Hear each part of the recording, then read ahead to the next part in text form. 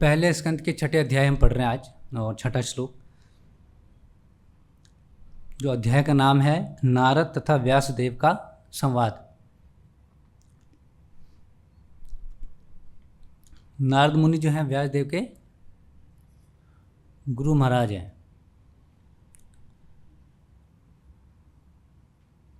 तो छठे श्लोक में हमने पढ़ा, एक आत्मजा, केवल एक संतान वाली, मीन्स कौन सी स्त्री की बात हो रही है यहाँ? नारद मुनि की मदर, उनकी माँ के बारे में बात हो रही है। और ये बोल कौन रहे हैं? वो खुद बता रहे हैं अपनी पुरानी पिछले जन्म के बारे में, कि पिछले जन्म में जो था जो मेरी मदर थी, उनका मैं इकलौता संतान था।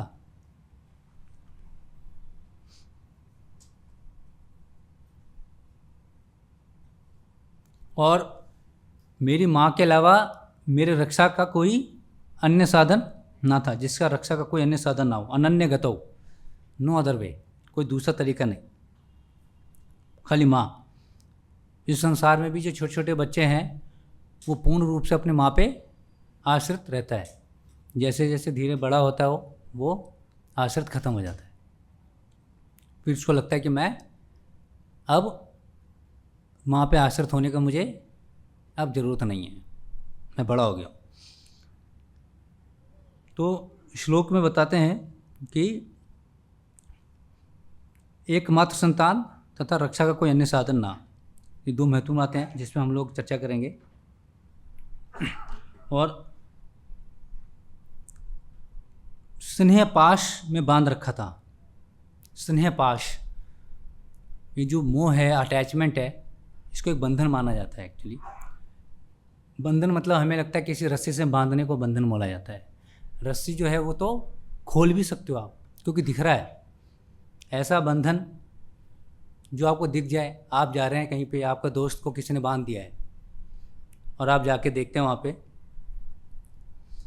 तो आप इमीडिएटली क्या करेंगे? आप उसकी रस्सी खोल देंगे आप, क्योंकि दिख गया आपको रस्सी, गांठ भी दिख गया। लेकिन जो स्नेह वाला होता है बंधन, स्नेह पाश जो बंधन है, इसको खोलना इतना आसान नहीं है। बंधन शब्द हमेशा याद रखें, बंधन कभी भी कोई अच्छा नहीं होता है। जो बंधन शब्द है, बांधना, हम में से किसी को कहीं भी बांध दिया जाए या किसी रूम में लॉक कर दिया जाए तो उसको अच्छा लगेगा? तो याद रखें, जो बंधन शब्द है वो हमेशा क्या कहता है? दुख और पीड़ा देती है। चाहे वो स्नेह का ही क्यों ना हो, चाहे वो अपने माता का स्नेह का ही क्यों ना हो। हालांकि काफ़ी सारे आप सभी लोग कहेंगे कि माँ से प्रेम या माँ से स्नेह तो कहीं गलत नहीं है, लेकिन अभी हम समझेंगे किस तरह से यहाँ पे बहुत शानदार जो है भागवतम सुनने का जो तर्क है, क्योंकि भागवतम का एक एक श्लोक जो है बहुत कुछ कहना चाहती है और बहुत कुछ समझाना चाहती है। अगर हम लोग एक श्लोक भी अच्छे से समझ जाते हैं तो हमारे जीवन में परिवर्तन निश्चित है। ये सारी चीज़ें को क्यों डिटेल में बताया जा रहा है? नारद मुनि के पिछले जीवन के बारे में, क्योंकि वास्तविक जो भगवान की कृपा है, जैसे हम पढ़ेंगे 7वें श्लोक में, हमने क्या पढ़ा कि वह मेरा लालन पालन अच्छी तरह करना चाहती थी। स्वाभाविक है, कोई भी माँ अपने बच्चे की लालन पालन अच्छे से करना चाहती है, चाहे वो कितनी भी गरीब हो, लेकिन अपने बच्चे के लिए हमेशा अच्छे से ही करना चाहती है। लेकिन प्राश्रित होने के कारण वो मेरे लिए कुछ भी नहीं कर पाती थी। ये संसार परमेश्वर के पूर्ण नियंत्रण में है। प्रत्येक व्यक्ति कठपुतली नाचने वाले के हाथ में किसी काटक की गुड़िया के समान है। इसको समझेंगे अपन। 8वां श्लोक है, जब मैं केवल 5 वर्ष का बालक था तो एक ब्राह्मण की पाठशाला में रहता था। मैं अपनी माता के स्नेह पर आश्रित था और मुझे विभिन्न क्षेत्रों का कोई अनुभव ना था। 5 वर्ष का बालक, 5 वर्ष को यहाँ पे बताया गया है, इसका मतलब इसके पीछे कोई ना कोई सिग्निफिकेंस है। 5 वर्ष। भागवतम में कोई शब्द लिखा जा रहा है, क्योंकि जब भागवतम है ये 12 स्कंद जो लिखे गए हैं, ये एक तरह से चुन चुन के लिखा गया है। मतलब आपको एक बड़ी सी लाइब्रेरी में भेज दिया जाए जिसमें लाखों करोड़ों बुक रखे हुए हैं, किताबें रखी हुई हैं। आपको बोला जाए कि इस लाइब्रेरी में जितनी भी किताबें हैं ना, इन सबको ज्ञान का एक किताब बनाओ, सारे ज्ञान का समावेश हो उसमें। तो जो चुनने वाली जो चीज़ है, जो चुना जाएगा, मतलब कि बहुत महत्वपूर्ण चीज़ें चुनी जाएंगी, है कि नहीं। अब भागवतम जो है वो क्या है, सारे पुराणों का, उपनिषदों का क्या है, निचोड़ है, मतलब एसेंस है, उसमें से चुन के निकाला गया है।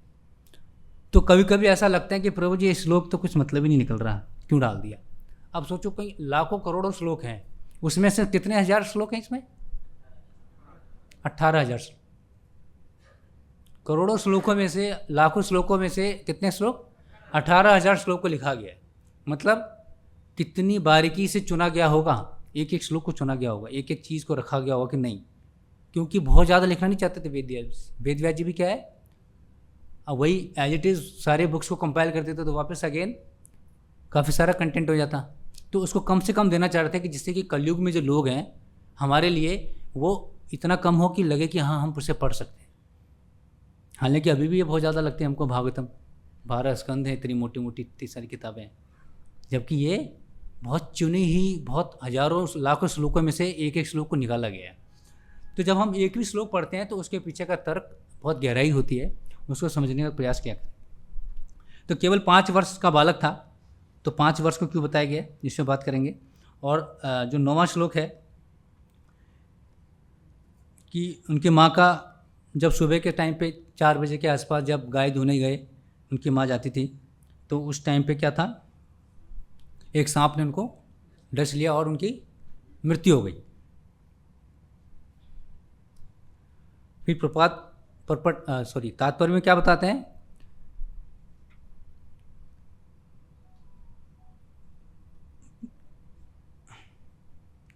केवल एक माँ ही थी उस बालक के लिए। 5 वर्ष का बालक बहुत छोटा होता है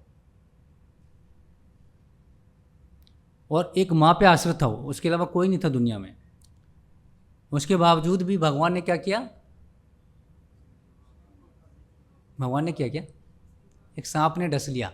लेकिन हमारे बोलचाल में क्या आता है, भगवान ने ऐसा क्यों किया। जब भी हमारे घर में सडनली किसी की मृत्यु हो जाए तो ब्लेम किस पे लगाते हैं हम लोग, भगवान कितना निर्दयी है, भगवान जो है इन्होंने सोचा भी नहीं कि छोटे बच्चे का क्या होगा। नहीं, लेकिन यहाँ पे देखो सीन पूरा अलग है। यहाँ क्या है, एक सत्यनिष्ठ आत्मा को ईश्वर के पास खींचने लाने की ये विधि है, ये एक विधि है, भगवान के लिए प्रोसेस है। हमारे लिए मृत्यु हो सकती है, ये बहुत बड़ा इवेंट हो सकता है, मृत्यु हो चुका है, सब काम छोड़ो, यहाँ आ जाओ, सब रोने आ जाओ। लेकिन भगवान के लिए क्या है, ये एक विधि है, एक प्रोसेस है कि ठीक है इसको अब तैयार हो गए तो इसको बुला लो। बेचारा बालक केवल अपनी स्नेहमयी माता के देखभाल में रह रहा था, तो भी उसकी माता को परम इच्छा के फलस्वरूप इस संसार से उठा लिया, जिससे वह बालक पूर्ण रूप से भगवान की कृपा पर आश्रित हो जाए। देखो आखिरी लाइन बहुत महत्वपूर्ण है, इस पर हम चर्चा करेंगे। जिससे वह बालक पूर्ण रूप से भगवान की कृपा पर आश्रित हो जाए, तो हम इस पर भी चर्चा करेंगे। तो 1 बाय 1 हम कवर करते हैं, क्योंकि पूरा श्लोक जो है एक माँ के ऊपर है और माँ के बारे में थोड़ा जानेंगे कि माँ, क्योंकि हमारे जहाँ हम लोग रह रहे हैं इस पृथ्वी लोक पे, यहाँ पे हम लोग माँ बाप को मतलब कहीं ना कहीं भगवान का दर्जा दिया जाता है कि नहीं। कौन कौन मानते हैं कि माँ बाप को भगवान का दर्जा दिया जाता है? सभी माँ बाप भी हैं यहाँ पे, नहीं? आप देख लें, आप खुद के लिए हाथ उठा रहे हैं। अगर आप ये बोलते हैं कि माँ बाप को भगवान का दर्जा दिया जाता है, तो इसका मतलब आप खुद के लिए भी हाथ उठा रहे हैं, मतलब आप अपने आप को भगवान साबित कर रहे हैं। आप कौन कौन मानता है? आप मानते हैं, और कोई? कुछ लोग हैं अभी भी। तो क्या है कि इस संसार में आने के लिए एक प्रोसेस निर्धारित किया गया है भगवान के द्वारा। हर जीव जो है किसी न किसी प्रोसेस से आता है, और पहला जीव जो है इस दुनिया का कौन है? ब्रह्मा जी हैं। ब्रह्मांड के अंदर ब्रह्मा जी पहले आए थे, उनसे पहले तो भगवान आए थे। भगवान को हम जीव में नहीं गिनते। तो ब्रह्मा जी के माँ का नाम कौन बताएगा? ब्रह्मा जी के मदर का नाम कोई बताएगा क्या? ब्रह्मा जी की कोई माँ थी ही नहीं। भगवान इतने कैपेबल हैं कि उनको किसी और की ज़रूरत नहीं है। ब्रह्मा जी के नाभि से भगवान के नाभि से ब्रह्मा जी की उत्पत्ति हुई। जबकि सोचने में बड़ा अजीब लगता है, किसी व्यक्ति से पूछे तुम्हारी माँ का नाम क्या, वो बोले कि मेरी माँ तो है ही नहीं, मेरी माँ तो कोई थी ही नहीं। तो आपको लगेगा कितना पागल आदमी है, बिना माँ का कोई आ सकता है क्या? लेकिन ब्रह्मा जी हैं, बिना माँ के आए। तो मैं इसलिए समझाना चाह रहा हूँ ये चीज़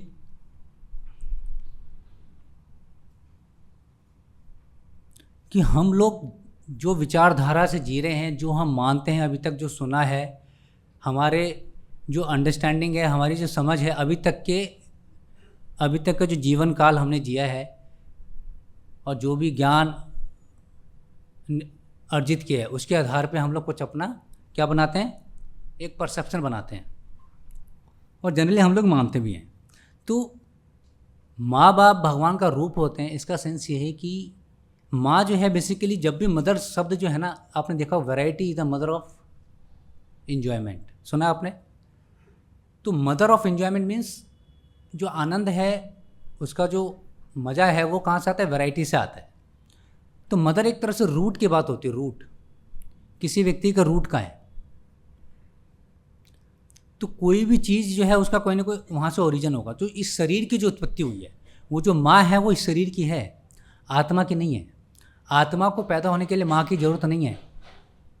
और वास्तविक में हम सभी लोग क्या है? आत्मा है, शरीर नहीं है हम लोग। और जो माँ है वो किस चीज़ का है? वो जो हमारी मदर है वो माँ किसका है? इस शरीर की है, आत्मा की नहीं है बिल्कुल भी। तो यहाँ दो बातें आ गई।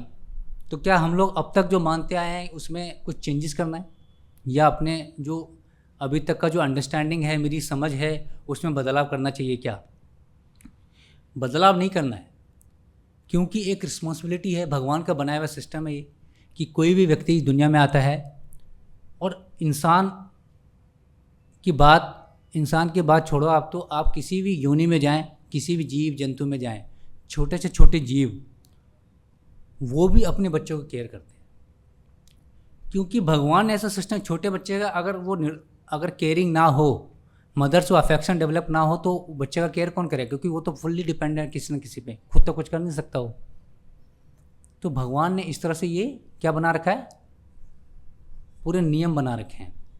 और वो जो स्नेह है, स्नेह पाश बोल रहे हैं, छठे श्लोक में क्या बोल रहे हैं?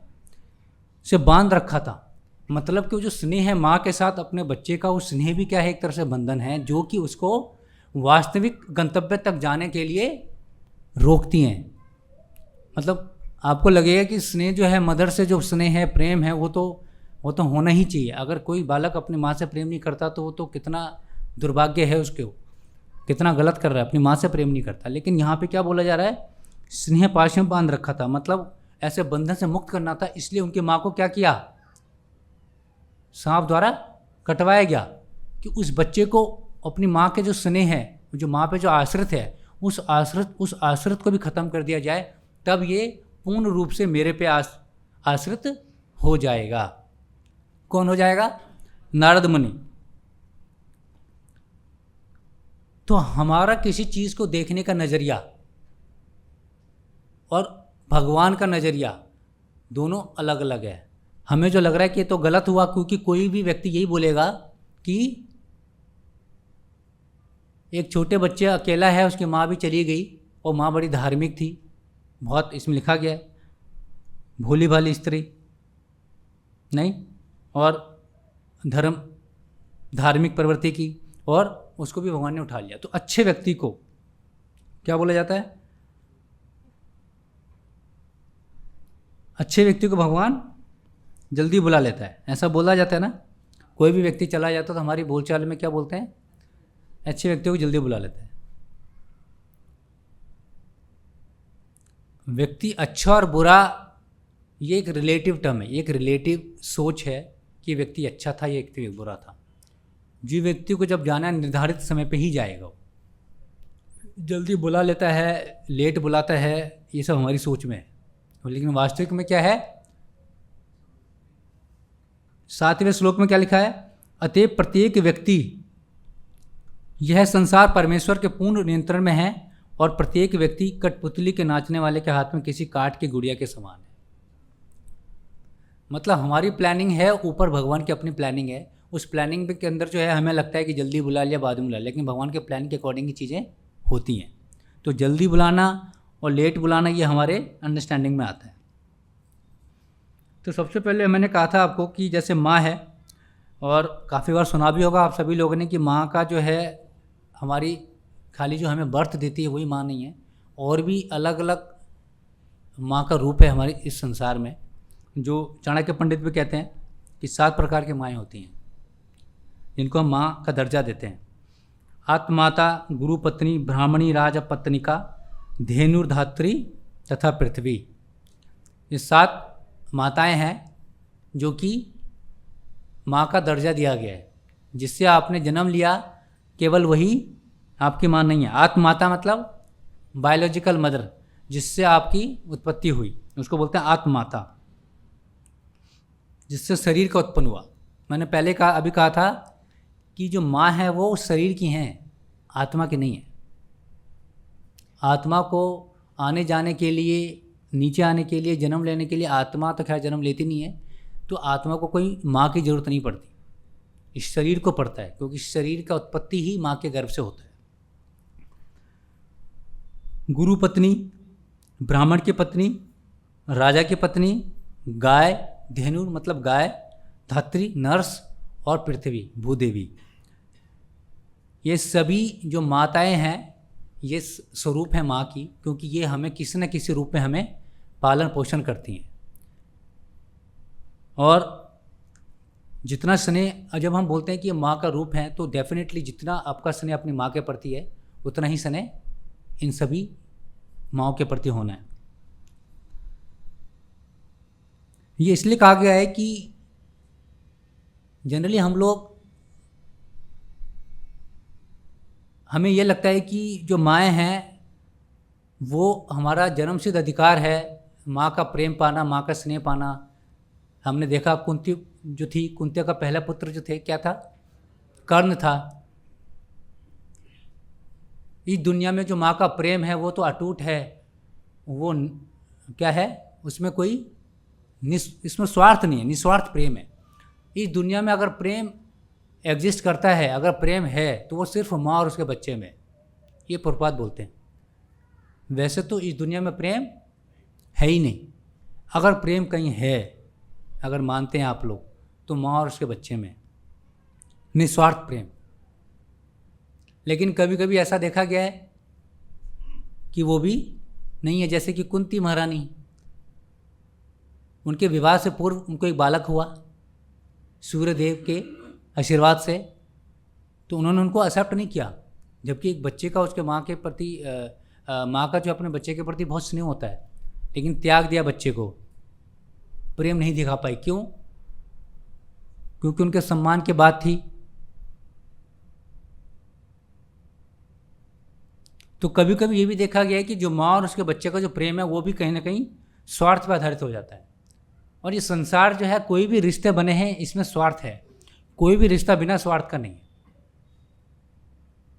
भाई माँ भी प्रेम करती है, हालांकि शुरुआत में माँ अपने बच्चे के लिए पूरा प्रेम, निस्वार्थ प्रेम दिखाती है, लेकिन कहीं ना कहीं से एक धीरे धीरे एक एक्सपेक्टेशन आता है। ऐसा नहीं कह सकते कि माँ जो है अपने बच्चे से कुछ एक्सपेक्ट नहीं करती है। कोई ऐसी माँ है यहाँ पे जो कहती है मुझे अपने बच्चे से कुछ भी नहीं चाहिए, एटलीस्ट कुछ ना दे, कम से कम प्यार के 2 बोल तो बोल दे। काफ़ी सारे माएँ जो बुज़ुर्ग हो गई हैं, वो अपने बच्चों से बात करने के लिए हमेशा चाहती हैं, लेकिन बच्चा जो है टाइम, समय नहीं दे पाता। तो उनको बहुत बुरा लगता है कि मैंने इसको पाला पोसा, इतना बड़ा किया, और आज इसके पास समय नहीं मेरे से बातें करने का। तो एक्सपेक्टेशन जो है यहाँ पे है। यहाँ पे कोई भी रिश्ता है उसके पीछे क्या है? एक आधार है, एक स्वार्थ है, गिव एंड टेक, दो लो, तब जाके रिश्ते बने रहते हैं। चाहे वो हस्बैंड वाइफ के हो, चाहे वो माँ और उसके पुत्र में हो, चाहे भाई बहन में हो, कोई भी रिश्ते ले लो आप, एक दूसरे की मदद के लिए बना है।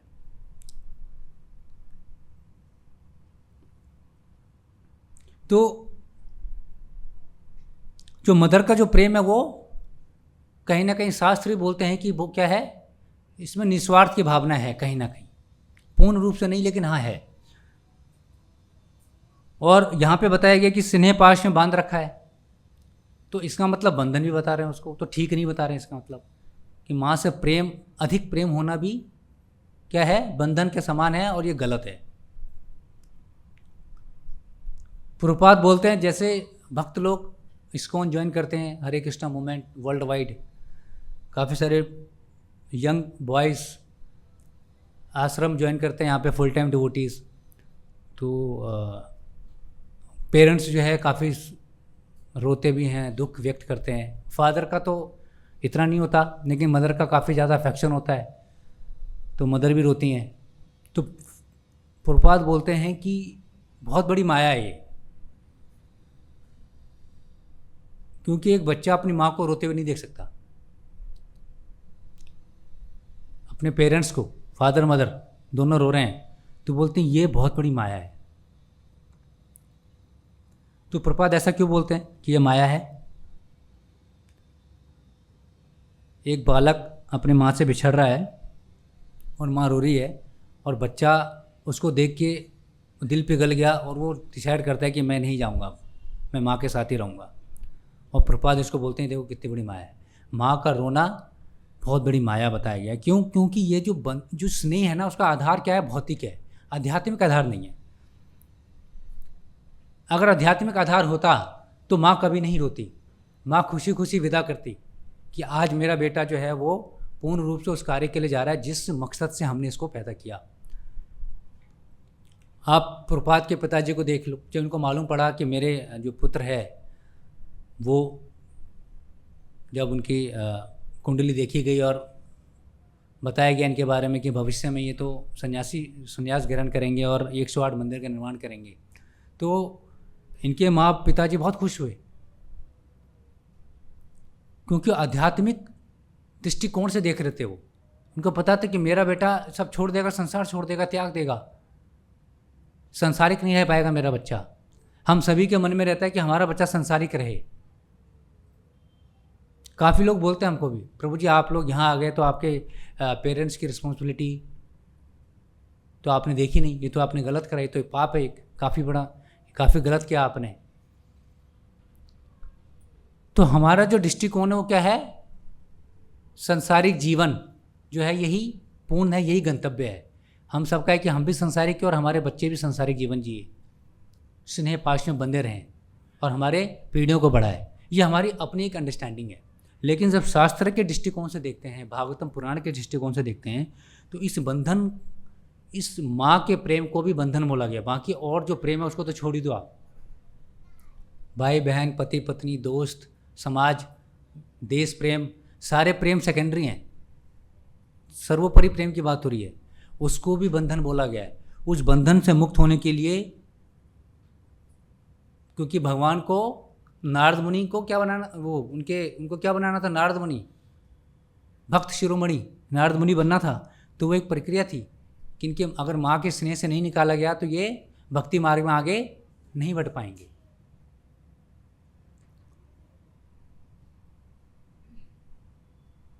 तो हमारे जो बर्थ है, जनरली हमने आध्यात्मिक में आने के बाद आप लोगों ने सुना होगा 2 बर्थ होते हैं। बाय बर्थ तो हम सभी शूद्र होते हैं एक्चुअली में। तो एक जो पेरेंट्स होते हैं हमारे, वो कौन होते हैं? बायोलॉजिकल फादर मदर, जिससे हमारी उत्पत्ति हुई। और दूसरे जो हमारे फादर मदर होते हैं, जो अपना संस्कार होता है और अपना इनिशिएशन होता है, तो स्पिरिचुअल मास्टर होते हैं, द्विजपत्र। और फादर कौन होते हैं? आध्यात्मिक गुरु। और मदर, फर्स्ट फादर मदर कौन है आपके? जो आपके बायोलॉजिकल फादर मदर हैं, जिससे आपने जन्म लिया है। और दूसरे फादर मदर आपके माता पिता कौन है? एक तो आध्यात्मिक गुरु हैं और दूसरे कौन बताएगा? मदर कौन है दूसरी आपकी? वेद शास्त्र, ये मदर हैं। अब जो बताया जा रहा है, इनसे स्नेह करना जो है वो बंधन नहीं है, वो मुक्ति है। फर्स्ट माता पिता से जो स्नेह है, प्रेम है, वो क्या है? बंधन है। और जो दूसरे फादर मदर है अपने, आध्यात्मिक गुरु और शास्त्र वेद, ये जो फादर मदर है, ये हमारे, इससे जो स्नेह है, इससे जो प्रेम है, ये हमारा मुक्ति द्वार खोलेगी, इस बंधन को खोलेगी। जैसे मैंने शुरुआत में कहा था कि अगर रस्सी से बांध रखा है किसी ने तो खोला जा सकता है, लेकिन किसी को स्नेह से बांध रखा है ना, तो खोलना बहुत मुश्किल है। उसको खोलने के लिए बहुत सारा ज्ञान की आवश्यकता है, गुरु की कृपा की आवश्यकता। तो गुरु और शास्त्र, फादर मदर का रोल प्ले करते हैं हमें इस स्नेह बंधन से मुक्त होने के लिए। तो अभी आप लोगों ने प्रभुपाद जी को as a second father accept किया है और शास्त्र को एज ए मदर। तो जितना आपका मदर से अफेक्शन है, वो अफेक्शन कहाँ शिफ्ट करें? शास्त्रों में, वेदों में, भागवतम पुराण में। वो जो अफेक्शन है, इसका मतलब ये नहीं कि अपने मदर के लिए रिस्पेक्ट खत्म हो गया या मदर के प्रति जो हमारा एक वैल्यू था खत्म हो गया। नहीं, आपकी रिस्पॉन्सिबिलिटी वो अपनी जगह है ही। मैं स्नेह की बात कर रहा हूँ, आपका अटैचमेंट की बात कर रहा हूँ, क्योंकि वो अटैचमेंट आपको मुक्त होने से रोकेगी, आपको बंधन में डालेगी आपको। तो हमारा जो फादर मदर के प्रति जो प्रेम है, वो प्रेम कहाँ डालें? आध्यात्मिक गुरु और शास्त्र में डालें, और उनके प्रति जो रिस्पॉन्सिबिलिटी है वो बिल्कुल निभाएं जब तक वो जीवित हैं। लेकिन स्नेह वहाँ ना डालें। जहाँ स्नेह डाल देंगे तो फिर बंधन सागर में बंधते जाएंगे और वही पारिवारिक जीवन, सांसारिक जीवन में लगे रहेंगे। यहाँ जीता जागता एक हमने देखा कि 5 साल के बालक, हम तो 30, 40, 50, 60 साल के हो गए, तब भी माँ से इतना लगाव है। मेरी माँ चली गई, काफ़ी सारे लोगों को देखता हूँ, माता जी चली गई 70 साल 80 साल में, फिर भी 15 दिन से ऑफिस नहीं आ रहे हैं, रो रहे हैं बैठ के। 50 साल की उम्र हो गई फिर भी। तो बोले प्रभु जी, जो ज़िंदगी जो है सुना सुना लग रहा है, जीवन में कुछ बचा नहीं, मेरी माँ सब कुछ थी। इतना स्नेह होता है, लेकिन इस स्नेह की कोई रिस्पेक्ट नहीं है अगर शास्त्रों के दृष्टिकोण से देखा जाए। क्यों? क्योंकि वो बंधन, पाश बंधन, स्नेह बंधन है जो कि आपको मुक्ति मार्ग में जाने से रोकेगी।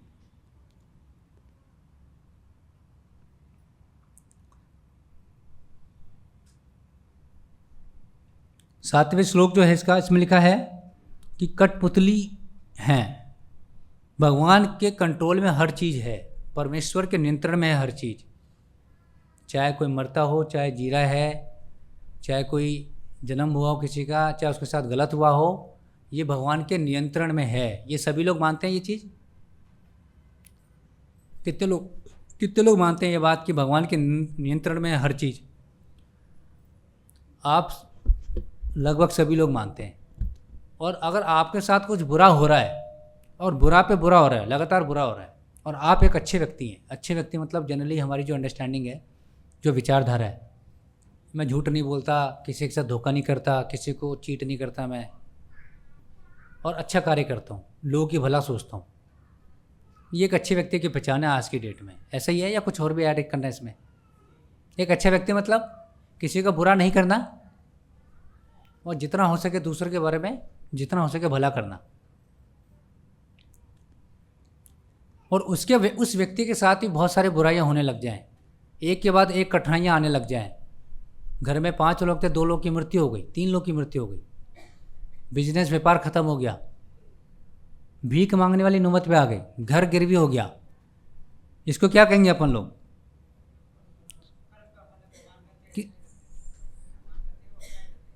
नहीं, बट ये कहने के लिए है, मानते कितने इस बात को? कोई अच्छा व्यक्ति है, उसके साथ बुरा पे बुरा हो जा रहा है, परिवार के लोग चले गए, बिजनेस खत्म हो गया, घर गिरवी चला गया, बीमार हो गया, किडनी फेल हो रही है उसकी। अब ऐसी स्थिति में आने के बाद आपकी मनसा क्या होगी? आप क्या सोचोगे कि अच्छा ऐसा सोचेंगे? हमारे मन में ये विचार आता है, जो एकदम से जो हमारे सामने विचार आता है, क्या आता है कि भगवान अच्छों के साथ बुरा क्यों कर रहा है। मतलब कहीं ना कहीं भगवान पर क्वेश्चन उठता है। ये सब बातें हैं कि भगवान जो करता है अच्छा ही करता है, पिछले कर्मों का है। ये सब बाद में आती है बातें। पहले क्या आती है, भगवान जो है इतने अच्छे व्यक्ति के साथ बुरा क्यों कर रहा है। लेकिन याद रखें, भगवान किसी के साथ ना तो अच्छा करता है ना तो बुरा करता है। ये भी दिमाग से निकाल दें कि भगवान बहुत अच्छा कर रहा है इसके साथ। नहीं, हम सभी लोग यहाँ जितने बैठे हैं, और हम सभी यहाँ नहीं, इस पृथ्वी पर जितने भी लोग हैं, करीब 800 करोड़ लोग हैं, वो सब उसी के संतान हैं। और जो पिता है वो अपने बच्चे में एक समानता देखता है। वो ऐसा नहीं कि कम ज़्यादा। तो वो अच्छा बुरा जो है वो आपको लग रहा है, लेकिन भगवान जो है वो क्या करते हैं, एक समान व्यवहार करते हैं उसके कर्मों के आधार पे। और जब यहाँ लिखा जा रहा है कठपुतली के नाचने वाले हाथ में किसी काठ की गुड़िया के समान है, तो जनरली हम लोग समझ नहीं पाते। काफ़ी लोग के मन में क्वेश्चन रहता है कि भगवान जब सब कुछ कंट्रोल करके बैठा है, सब कुछ उनके नियंत्रण में है, तो भी इतनी समस्याएं क्यों आ रही हैं, हम लोग इतने डिस्टर्ब हैं।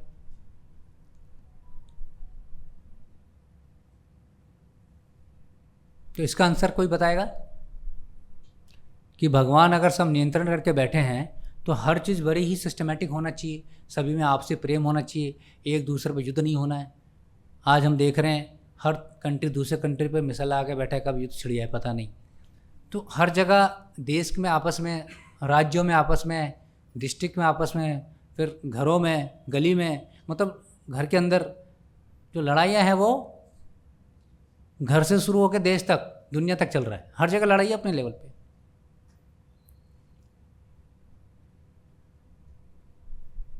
तो इसमें भगवान का कितना रोल है कि भगवान चाहते हैं ये युद्ध हो, लड़ाइयाँ हो, या हम चाहते हैं? बताइए। हम चाहते हैं। क्योंकि हम चाहते हैं इसलिए समस्याएं हैं। भगवान तो कहता है कि ये सब मत करो, मैं तुम्हें बचा लूँगा, लेकिन हम कहते हैं नहीं, हमें नहीं सुननी आपकी, हमें ये करना है। फिर भगवान बोलते हैं कि ठीक है तुम्हें ये करना है, तो इसकी जो सज़ा है, इसकी जो समस्या है वो तुम्हारे पे आएंगी, मुझ पे नहीं आएंगी। और तब भगवान उसको क्या करते हैं, सैंक्शन कर देते हैं। तो भगवान के कंट्रोल में है का सेंस क्या है कि कोई भी फादर के कंट्रोल में उसका बच्चा है। कोई 6 महीने का बच्चा अगर है तो पूर्ण रूप से वो अपने माँ बाप के कंट्रोल में है, बोल सकते हो। या 3 साल का है, 4 साल का बच्चा है, जो पिताजी चाहेंगे वही करेगा वो। लेकिन बच्चा जिद पे आ जाए वो गलत काम करने के लिए, तो फादर क्या करेंगे, मारेंगे भी, डांटेंगे, लेकिन 2 4 5 बार हो गया, फिर उसके बाद बोलेंगे ठीक है तू कर। अब वो बार बार जाके अगर गलत कार्य करेगा, कहीं पर जाएगा, पिता देखेगा कि मेरे बच्चे को चोट ना लग जाए, उसको दुख ना हो, वो हमेशा रोकेंगे दुख होने से। और गलत जगह जाएगा, वो प्लग में उंगली डालेगा, आग में उंगली डालेगा, जाके रोकेंगे, लेकिन नहीं मान रहा तो पिता बोलेंगे जाकर। और आप लोग देखेंगे, कहेंगे देखो बच्चे ने हाथ उंगली जो है आग में डाली, पिता ने देखा भी नहीं, उसके माँ बाप ने देखा नहीं। कैसे माँ बाप हैं, कोई कंट्रोल नहीं है। क्योंकि बच्चे का जिद था इसलिए वो गया, और जब एक बार गया तो उसका दोबारा वो नहीं जाएगा। तो पिता ने सैंक्शन किया कि ठीक है जाने दो इसको। तो वैसे ही जब हम जिद पे आ जाते हैं तो जो ऊपर हमारे जो परम पिता बैठे हैं वो हमें सैंक्शन कर देते हैं, ठीक है करने दो। कंट्रोल तो है लेकिन वो परमिशन है, और परमिशन आपने अपने जिद पे करवाया है, और ये जिद जो है वो हमें बर्बाद करती हैं। हमें इस भौतिक जगत में आपसी में लड़ाई झगड़ा जो है, लोभ लालच पैदा करती है, और फिर हम लोग दुखों में जाते हैं। कोई भिखारी, कोई इतना बुरी हालत में, गरीबी है, कोई बेचारा नहीं है, कोई भी व्यक्ति दुनिया में बेचारा नहीं है। चाहे कितनी भी बुरी हालत में है वो बेचारा नहीं है, वो तो अपनी ऐसे कर्मों का सज़ा भोग रहा है। और अगर आप उसकी सज़ा भोगने को कम करना चाहते हैं तो इसका मतलब उस व्यक्ति के साथ आप अन्याय कर रहे होते हैं, जिस व्यक्ति के साथ उसने गलत किया। आप में से किसी का कोई व्यक्ति सारे पैसे चुरा ले, और आप क्या चाहेंगे कि आपको पैसे वापस मिल जाए और उसको जेल हो, चाहेंगे आप? मैं बोलूँगा नहीं, इसको सज़ा नहीं मिले, इसको छोड़ दो, तो आपके साथ क्या हो गया, अन्याय हो गया। तो हमें लगता है भगवान कितना निर्दय है, निर्दय नहीं है वो तो बैलेंस कर रहा है, जो आपने बोया है वो काटना पड़ रहा है। तो भगवान क्या करता है, बैलेंस करता है चीज़ों को। तो आप कभी भी भगवान को ब्लेम ना करें, कोई भी चीज़ हो जाए भगवान कैसे हैं उन्होंने कर दिया, जबकि भगवान का जो कृपा है, मैं वही अगला इसी पे आना था कि कृपा क्या होता है। इसमें लिखा हुआ है जो अपने जो तात्पर्य पढ़ा था 9वें श्लोक का,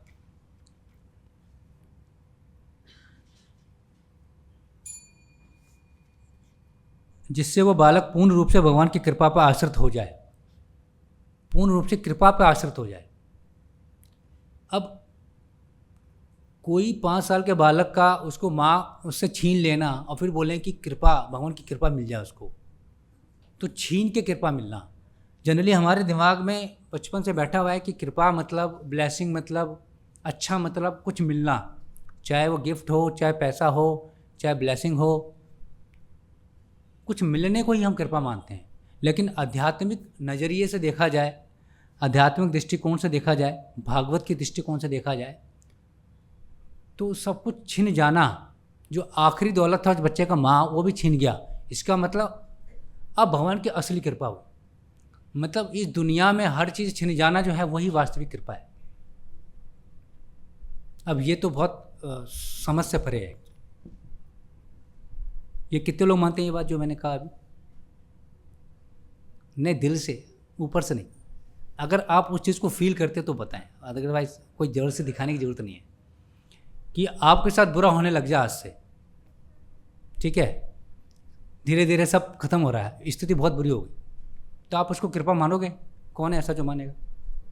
पक्की बात है, बड़े स्ट्रॉन्ग डिवोटी आप तो। प्रभुपाद बोलते हैं, एक बार छोटा इंसिडेंट समझाऊंगा मैं।